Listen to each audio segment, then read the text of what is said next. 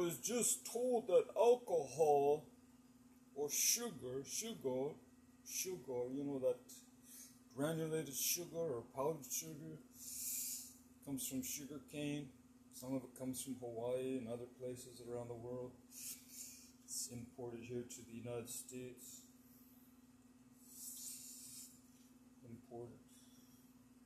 United States.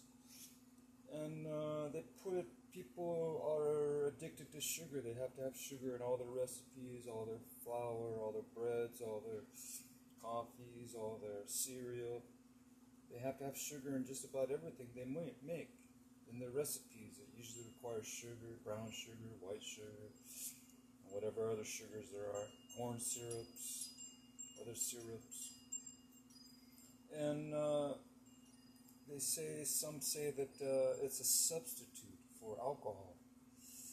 That if people don't drink alcohol, they just substitute it with sugar. I don't know if there's any truth to that. But if there is, that's interesting. That people will substitute alcohol if they're alcoholics. If they're alcoholics,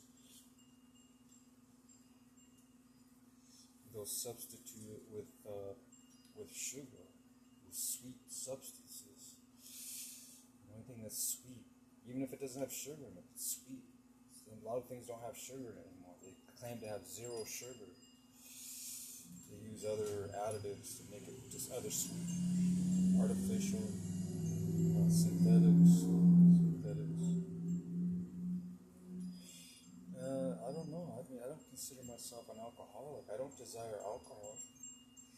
They're saying that if I eat sugar, that it's masking the symptoms or masking the desire or substituting the cravings. It's pacifying, satisfying the cravings.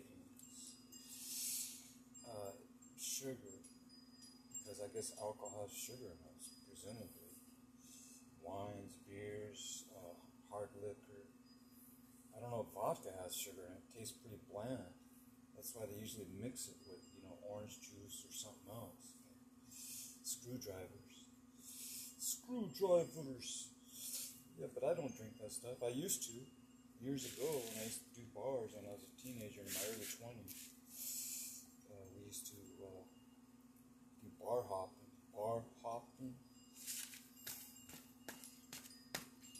Yeah, we used to do bar hopping. We used to be in the taverns. We used to purchase big cases of alcohol in boxes, bring it home and drink it with our friends. Some of it was in excess. It was overindulgent. It wasn't good. You don't want to be drunk, the scriptures say. You don't want to be drunk with wine or beer. Anything that causes intoxication.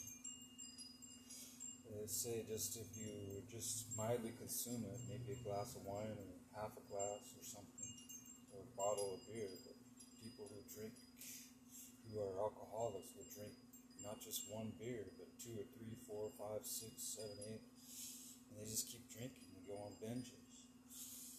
And you don't want to do that, because people who go on binges, they end up on the streets, and they end up jobless, they end up homeless, and if they don't end up homeless, and they're able to be, they call it functioning alcoholics. They may be able to hold a job, barely. They may be able to function even in the family unit, barely. But they still struggle, they still have problems.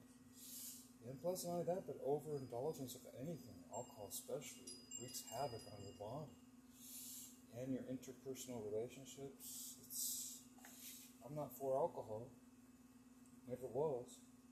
Somehow, some people get trapped in it though, and they get trapped. This usually starts when they're young. They do it for leisure. They do it just to be social, but then they get hooked on it. They get addicted to it. And then they overly consume, and you gotta have it all the time, and it becomes necessary when it's not necessary. They gotta have it because their body craves it, needs it. You gotta break that craving. You gotta break that cycle. Because some cravings are good. I guess cravings are natural. But you gotta be craving the right stuff. And you can't, usually when you have too much of something, it's bad for you. That's why they say it's in moderation. Moderation. You know, mild doses. Small amounts. Little bit here, little bit there. Not too much. Don't overindulge. Indulge. Not in excess. Moderation.